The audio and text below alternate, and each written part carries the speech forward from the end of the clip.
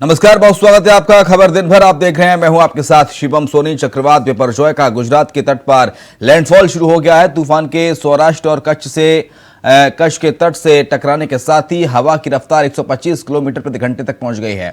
मौसम विभाग ने लैंडफॉल की पूरी तीव्रता रात में करीब 8 से 10 बजे के बीच रहने का अनुमान जताया था। हवा की रफ्तार 150 किलोमीटर प्रति घंटे तक पहुंच सकती है। मौसम विभाग ने बताया कि तूफान का लैंडफॉल आधी रात तक जारी रहेगा। कच्छ और सौराष्ट्र के लिए रेड अलर्ट जारी किया गया है। तेज हवाओं के साथ भारी बारिश हो रही है। कई इलाकों में पेड़ और खंभे गिरने लगे हैं। 94,000 से ज्यादा लोगों को तटीय इलाकों से रेस्क्यू किया गया है। कोस्ट गार्ड ने 15 जहाज और 7 एयरक्राफ्ट तैयार रखे हैं। एनडीआरएफ की 27 टीमें भी तैनात की गई हैं।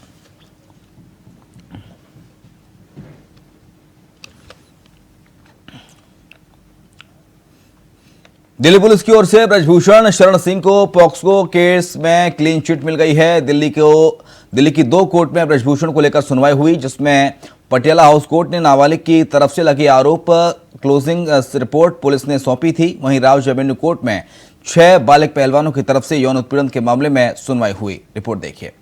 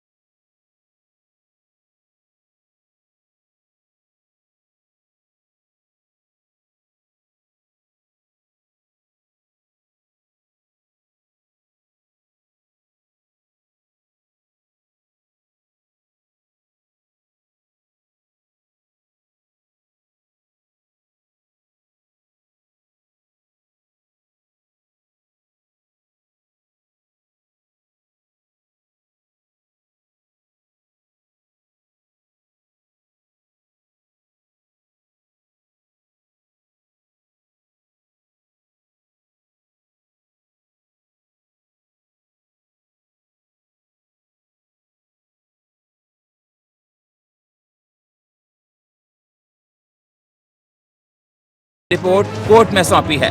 बताया जा रहा है कि ब्रजभूषण पर यौन शोषण का केस दर्ज करने वाली नाबालिग महिला पहलवान ने अपना बयान बदल दिया था। अपने बयान में पहले जहां नाबालिग महिला पहलवान ने ब्रजभूषण पर यौन उत्पीड़न का आरोप लगाया था, तो वहीं अब उसने बयान में बदलाव करते हुए कुश्ती संघ के पूर्व अध्यक्ष पर भेदभाव का आरोप लगाया है। नाबालिग ने मजिस्ट्रेट के सामने दिए गए अपने पहले बयान में यौन शोषण की बात कही थी। अब वकील का कहना है कि अगली सुनवाई 22 जून और 4 जुलाई को होगी। जून को आगे अग्रिम सुनवाई के लिए रखा। CMM Rouse Avenue. सर कौन से सेक्शन में आपने कार्रवाई की, थोड़ा बता दीजिए सर।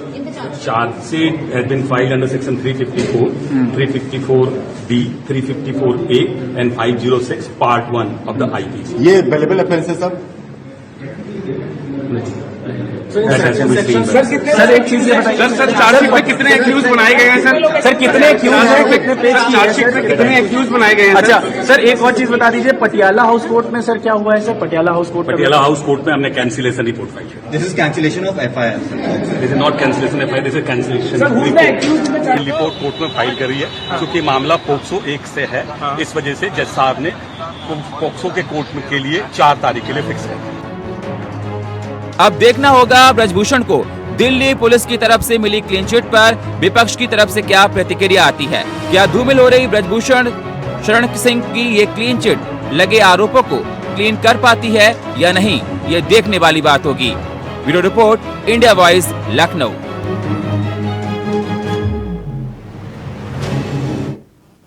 दिल्ली के मुखर्जी नगर इलाके की संस्कृति कोचिंग सेंटर में गुरुवार दोपहर 12 बजे आग लग गई, जिसमें वहां मौजूद स्टूडेंट्स में अफरा तफरी का माहौल बन गया। जान बचाने के लिए छात्र बिल्डिंग की 3री मंजिल से तार के सहारे नीचे उतरते दिखे। कुछ ने खिड़कियों से कूदकर जान बचाई। हादसा बत्रा सिनेमा के पास जाना बिल्डिंग में हुआ, जिसका वीडियो अब वायरल हो रहा है।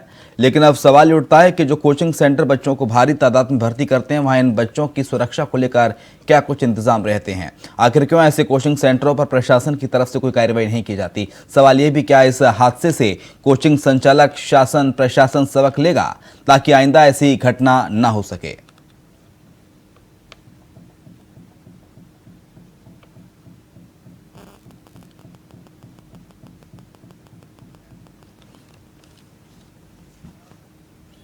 सीएम योगी आदित्यनाथ मोदी सरकार के कार्यकाल के 9 साल पूरे होने पर अयोध्या पहुंचे। इस दौरान सीएम ने भरत कुंड पर जनसभा को संबोधित करते हुए राम मंदिर का निर्माण तेजी से हो रहा है कहा।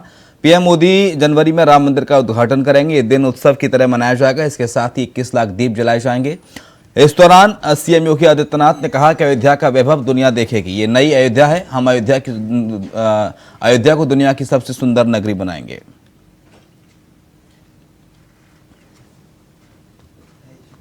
एक विमान उतरा और तुरंत दूसरी तरफ आया, अगला विमान फिर 2 मिनट में दूसरा विमान वहां आ जाएगा। इतना अवसर अयोध्या के लिए आने जा रहा है, इतने अवसर आने जा रहे हैं कि जो अयोध्या में आया होगा वो पछताता होगा। जिसने अयोध्या में जन्म नहीं लिया होगा वो भी प्रार्थना कर रहा होगा कि मुझे भी अयोध्या में जन्म लेने का सौभाग्य प्राप्त होता तो मैं भी सौभाग्यशाली होता। भाइयों बहनों, राम के बगैर हमारा जीवन अधूरा माना जाता है। प्रभु श्री राम को हम लोगों ने जिस रूप में देखा है, पूजा है, उनकी भक्ति की है और भक्ति साकार रूप से अब हम सबके सामने रामलला के रूप में मंदिर निर्माण के कार्य के साथ ही विराजमान होकर के हम सबको दर्शन देंगे। ढेर सारे कार्यक्रम चल रहे हैं। 32,000 करोड़ रुपए के परियोजनाएं तो ऐसी हैं जिन पे कार्य चल रहा है और बहुत सारी योजनाएं ऐसी हैं जिन पर अभी कार्य प्रारंभ होने के लिए हम लोग स्वीकृति देने जा रहे हैं। इतने बड़े परियोजनाएं देश के अंदर किसी और एक नगर में, एक जनपद में नहीं चल रही होगी। ये नई अयोध्या है। दीपोत्सव का अलग आनंद। इस बार दीपोत्सव होगा तो भाइयों बहनों लक्ष्य रखिए, 21 लाख दीप प्रज्वलित होंगे अयोध्या के अंदर। 21 लाख दीप और अयोध्या के हर घर में, जनपद के हर घर में दीप प्रज्वलन के कार्यक्रम होने चाहिए। राम जी की पेड़ी में भी होगा, नए घाट में भी होगा, हर मठ और मंदिर में भी होगा। सूरज कुंड, भरत कुंड, जितने भी घाट हैं इन सब में दीप प्रज्वलन के साथ साथ अयोध्या के हर घर में भी दीपों से प्रज्वलित होती हुई अयोध्या जगमगाती हुई दीपोत्सव की दिन दिखाई देनी चाहिए। अभी से इसकी तैयारी हो, एक बड़ा इवेंट बनाओ, अभी से तैयारी प्रारंभ कर दो। अगले वर्ष हमारे राम आने वाले हैं, अपने घर में विराजमान होने वाले हैं, अपने महल में विराजमान होने वाले हैं, अपने स्वयं के मंदिर में विराजमान होने वाले हैं और उसकी तैयारी दीपोत्सव के साथ हमारी प्रारंभ होनी चाहिए। एक लंबी श्रृंखला प्रारंभ होगी और उस कार्यक्रम के साथ जुड़ते हुए हम आगे बढ़ेंगे। भाइयों बहनों, आज हमारी अयोध्या दुनिया की सबसे वैभवशाली नगरी बन रही है और ये जनपद सबसे वैभवशाली जनपद बन रहा है। एक बार फिर से अयोध्या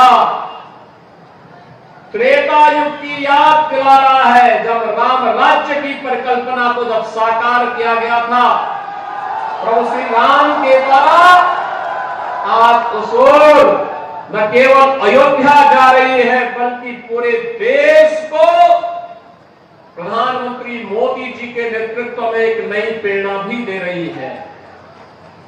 ये वही अयोध्या है 6 वर्ष पहले जिसका नाम लेने पे लोग संकोच करते थे।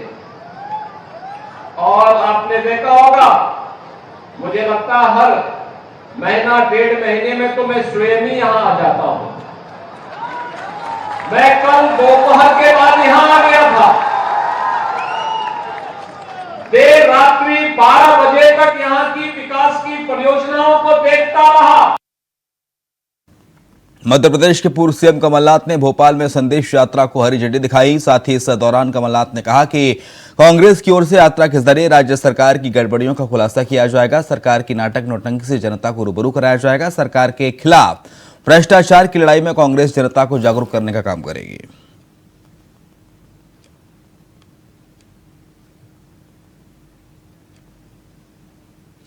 उत्तराखंड हाईकोर्ट ने उत्तरकाशी के पुरोला में 15 जून को धार्मिक संगठनों की तरफ से बुलाई गई महापंचायत पर रोक लगाने की मांग वाली जनहित याचिका पर सुनवाई की है।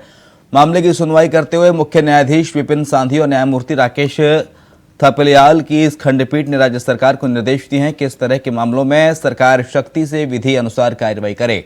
साथ ही कहा गया कि इस तरह के मामलों में ना ही कोई टीवी डिबेट और ना ही कोई सोशल मीडिया का उपयोग करेगा। जिन लोगों के खिलाफ मुकदमा दर्ज हुआ है, पुलिस उनकी जांच करे। राज्य सरकार इस मामले में 3 सप्ताह के भीतर जवाब पेश करे।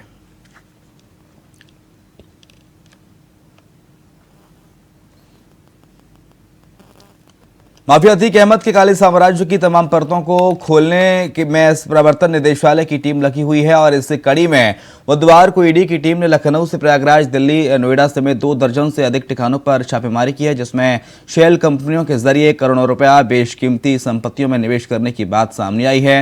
ईडी की टीम ने अतीक से जुड़े रियल एस्टेट कारोबारियों के ठिकाने पर छापेमारी की तमाम बेनामी संपत्ति की जानकारी जुटाई है। अतीक की काली कमाई की जांच कर रही ईडी ने 12 अप्रैल को प्रयागराज के दौरामचीन बिल्डरों समेत 15 ठिकानों पर छापेमारी की थी। हालांकि इसके 3 दिन बाद 15 अप्रैल को अतीक और उसके भाई की गोली मारकर हत्या कर दी गई थी, जिसके बाद इस मामले में जांच में थोड़ी ढिलाई आ गई। लेकिन अब ईडी ने एक बार फिर से इसकी जांच तेज कर दी है। अतीक अहमद के करीबियों पर छापा ये बड़ा है।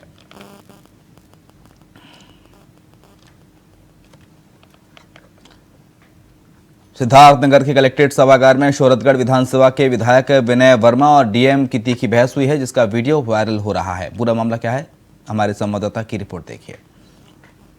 सिद्धार्थनगर जिले के कलेक्ट्रेट सभागार में बाढ़ को लेकर तैयारियां चल रही थी, जिसमें विधायक और प्रशासन मौजूद थे। आपको बताते चले कि उसमें पूरी भेंट चढ़ गई हंगामे में। वहीं विधायक विनय वर्मा ने प्रशासन के सामने मुद्दों को रखा और कहा कि इस तरह से जो है कि बात को बचाया जाता है, जिससे किसान परेशान होते हैं। आए हर साल बाढ़ आती है और बाढ़ से कई बीघे फसलें बर्बाद हो जाती हैं, पैसे भी खर्च होते हैं, बांध भी बांधे जाते हैं। लेकिन ऐसे में अभी तक वहाँ कोई व्यवस्था ऐसा नहीं हुआ जो कि प्रशासन कह रहा है कि काम हुआ है और पैसे भी वहाँ लगे हैं। लेकिन अब देखने की बात है कि हंगामे की भेंट चढ़ गया ये जो है बैठक, जो जिसमें बाढ़ राहत को लेकर ये बैठक की गई थी। विधायक और जिला अधिकारी के बीच बहस छिड़ गई, जिससे बैठक पूर्ण रूप से नहीं हो पाई। अब बाढ़ 2023 में बाढ़ का समय आने का समय हो गया है, जिसको लेकर तैयारियां चल रही थी। अब ऐसे में बाढ़ से लोग पैसा भी दिखा रहे हैं कि खर्च हो गया, लेकिन अब प्रशासन और प्रतिनिधि आपस में भिड़ गए। अब देखने की बात यह है कि किसानों को कैसे बचाया जाए। कुशीनगर के रामकोला कस्बे में घर में आग लग गई, जिसमें कई लोगों की जलकर दर्दनाक मौत हो गई। मामले की जानकारी ज्यादा दे रहे हैं हमारे सहयोगी अवधेश मल। यही कोई रात के 12:30 बजे होंगे। रामकोला थाने के गांव उड़दहा के लोगों को चीख पुकार की आवाज़ सुनाई देने लगी। उड़दहा गांव जो आज टाउन एरिया रामकोला के वार्ड नंबर 2 का हिस्सा है में बने नौमी के घर से लपटें निकलने लगी। लोग कुछ समझ पाते तब तक तेज धमाके की आवाज़ सुनाई देने लगी। बता दें आपको कि नौमी उड़दहा गांव से थोड़ी दूर पर लगभग 400 से 500 मीटर की दूरी पर अपना नहर के किनारे अपना घर बना रखा था। लपटों से घिरे घर को देखकर लोगों ने फायर ब्रिगेड को सूचना दी, रामकोला थाने को सूचना दी। फायर ब्रिगेड भी पहुंचा। लपटें जब थमी तो नौमी की पत्नी संगीता, उसकी लड़कियां लक्ष्मीना, रीता, गीता, पुत्र अंकित समेत 6 लोग जल मरे थे। दम घुटने और झुलसने से 6 की मौत हो गई थी। मरने वालों में 1 वर्ष का बाबू भी था। इस दुखद घटना की सूचना मिलने के बाद आला अधिकारी मौके पर पहुंचना शुरू कर दिया। रात के 2:30 बजते जिलाधिकारी कुशीनगर, एसपी कुशीनगर, एसडीएम कप्तानगंज सहित तमाम सरकारी अमला मौके पहुंच गए। पत्रकारों का भी जमघट वहां लग गया। पता चला जब अंदर देखा गया तो सभी दम घुटने और जलने से 6 लोग की मौत हो गई है। बहरहाल इस दुखद घटना के बाद जिलाधिकारी ने मुख्यमंत्री राहत सहायता कोष से 4 लाख रुपये देने की घोषणा की है। शव का पोस्टमार्टम हो गया है। पूरा इलाका मरमाहत है। इंडिया वॉइस के लिए कुशीनगर से आदेश पाल। बदायूं में अनोखी प्रेम कहानी सामने आई। प्रेम कहानी में प्रेमिका ने घर के सामने अपने प्रेमी को बुला लिया और अचानक ही सिंदूर से अपनी मांग भर ली। जानकारी दे रहे हमारे सहयोगी विजय कुमार।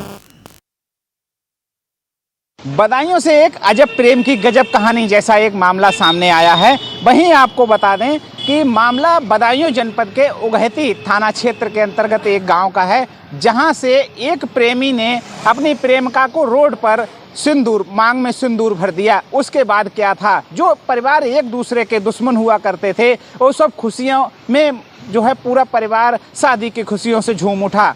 अब ऐसा क्या हुआ कि मांग में सिंदूर भरते ही प्रेमिका और प्रेमी के परिवारों ने जो धूमधाम से शादी कर दी। वहीं आपको बताएं कि मामला उगहती थाना क्षेत्र के एक गांव का है, जहां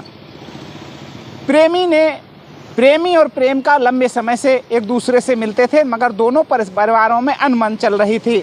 मगर आज हुआ क्या कि रोड पे चलते समय आते समय प्रेमी ने प्रेमिका के मांग में सिंदूर भर दिया। वहीं सूचना पर पहुंचे दोनों पक्षों के दोनों प्रेमी और प्रेमिका के परिजनों ने धूमधाम से दोनों की शादी कर दी। वहीं बताया जाता है कि दोनों परिवारों की सहमति बनी और बाजार से दहेज का सामान आ गया और ढोल ताशे के साथ जो है धूमधाम से शादी करी गई। एक ऐसी भी शादी बदायूं थाना क्षेत्र के अंतर्गत एक चर्चा का विषय बना हुआ है। वहीं बदायूं से इंडिया वॉइस के लिए विजय राठौर। भाजपा के नए प्रदेश कार्यालय के लिए चाय बागान की जमीन खरीदने को लेकर एसडीएम प्रशासन ने तत्कालीन प्रदेश अध्यक्ष बिशन सिंह चुफाल को तलब किया है। नियत प्राधिकारी ग्रामीण सीलिंग की ओर से चुफाल को भेजे गए नोटिस में 24 जून को संबंधित कार्यालय पहुंचकर अपना पक्ष रखने को कहा गया है। रिपोर्ट देखिए। रायपुर स्थित चाय बागान की विवादित जमीन को लेकर तहसीलदार और थानाध्यक्ष को आदेश दिए गए हैं कि विवादित जमीन पर चल रहे सभी निर्माण कार्य तत्काल रुके जाएं। एसडीएम ने 10 लोगों को भी नोटिस जारी कर तलब किया है कि जिन पर चाय बागान की जमीन पर अतिक्रमण करने का आरोप है। गौर करने वाली बात यह है कि भाजपा ने रायपुर में प्रदेश कार्यालय निर्माण के लिए साल 2018 में 0.88 हेक्टेयर जमीन खरीदी थी। तभी से ये कहा गया था कि संबंधित जमीन चाय बागान की है। जिला प्रशासन ने अपने स्तर से इसकी जांच की। बाकायदा एसडीएम प्रशासन ने भाजपा के तत्कालीन प्रदेश अध्यक्ष वर्तमान विधायक बिशन सिंह चुफाल को नोटिस भेजा, जिसमें कहा गया कि ग्राम रायपुर में भूमि खाता संख्या 143 से खसरा नंबर 4305 में 0.88 जमीन खरीदी है। उसे मूल खातेदार चंद्र बहादुर ने सीलिंग से छूट प्राप्त चाय बागान की भूमि घोषित कराई थी। 10 अक्टूबर 1976 के बाद चाय बागान की जमीनों पर वह सभी बेनामे शून्य मानकर रायपुर की पूरी जमीन राज्य सरकार में निहित हो चुकी है। इसलिए इस भूमि पर सभी व्यक्तियों के अधिकार समाप्त हो चुके हैं। भाजपा के विवादित नए प्रदेश कार्यालय की जमीन को लेकर जिला प्रशासन ने भले ही नोटिस देकर अपनी कानूनी कार्रवाई शुरू कर दी हो, लेकिन कांग्रेस की मांग है कि इस पूरे मामले पर अगर उच्च स्तरीय जांच हो तो दोषी अधिकारी और नेता पर कार्रवाई होनी चाहिए। इसके साथ ही कांग्रेस ने पूर्व नेता प्रतिपक्ष प्रीतम सिंह ने कहा कि अगर भाजपा के राज में ये सब हुआ तो भाजपा के नेताओं की संलिप्तता पर इस मामले में होगी, इसलिए जांच होनी चाहिए और दोषियों को कड़ी सजा मिलनी चाहिए। नक्शा पास किया गया, पहले तो किस अधिकारी ने नक्शा पास किया उसकी भी जांच होनी चाहिए। कैसे वो जमीन बिकी कैसे उसकी रजिस्ट्री हुई, कैसे उसका म्यूटेशन हुआ, ये भी देखने वाली चीज़ जांच का विषय है। और इसमें कुछ लोग कोर्ट भी गए थे, तब ये मामले बाहर आए हैं। और केवल चुफाल का नाम लेने से इतनी सीरी नहीं होगी, पूरी बीजेपी इसमें इन्वॉल्व है, इनका संगठन इन्वॉल्व है, उन सब के ऊपर कार्रवाई होनी चाहिए जो इस पर इन्वॉल्व थे। और इनकी आड़ में और कितने लोगों ने वहाँ कब्जे किए हैं वो भी जांच का विषय है। उस पूरे प्रकरण की जांच होगी और कांग्रेस जब आएगी सत्ता पे, इस पूरे प्रकरण की जड़ से लेकर ऊपर तक पूरी जांच की जाएगी और दोषियों के खिलाफ कार्रवाई होगी। सरकार बार बार इस बात को कहती है कि जो चाय बागान है उन पर किसी को भी जो है जमीन की खरीद फरोख्त करने का कोई अधिकार नहीं है। लेकिन दुर्भाग्यपूर्ण स्थिति है कि जो लोग सत्ता में बैठे हुए हैं उन्होंने जो है चाय बागान की जमीन खरीद करके उस पर जो है अपना भव्य कार्यालय बनाने की बात कही। कोर्ट ने संज्ञान लिया है और मैं समझता हूं कि जो कानून आम व्यक्ति के लिए है उस कानून के तहत भारतीय जनता पार्टी पर भी कार्रवाई होनी चाहिए। जबकि दूसरी तरफ बीजेपी प्रदेश अध्यक्ष महेंद्र भट्ट ने कहा कि इस पूरे मामले का संज्ञान लिया जाएगा और उचित कार्रवाई की जाएगी। लेकिन उनकी तरफ से कांग्रेस नेताओं को नसीहत दी जाती है कि वह भाजपा के मामले पर बयानबाजी करने से बाज जाएं, क्योंकि अगर जांच कांग्रेस भवन की भी होगी तो उसका सच भी बाहर आ जाएगा। ठीक है, एक उसकी कानूनी प्रक्रिया है, न्यायालय में उसको उत्तर दिया जाएगा। अरे कांग्रेस के भवन का भी कार्यालय की जांच पड़ताल होगी तो उसकी भी जानकारी आएगी, तो न्यायालय चीजें तय करता है। खैर, सियासत में मुद्दा विपक्ष के लिए कितना असरदार होगा ये तो आने वाला वक्त ही बताएगा, मगर नैतिकता और कानूनी नियम की लड़ाई लंबी खिंच सकती है, इतना तय है। अभय कैतुरा, इंडिया वॉइस, देहरादून।